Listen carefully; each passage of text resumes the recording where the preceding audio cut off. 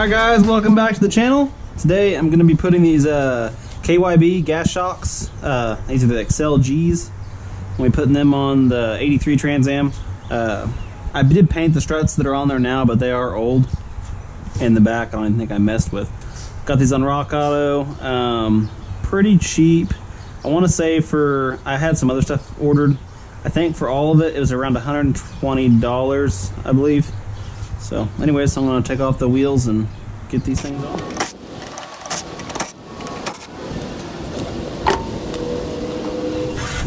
Alright, gotta compress this strut.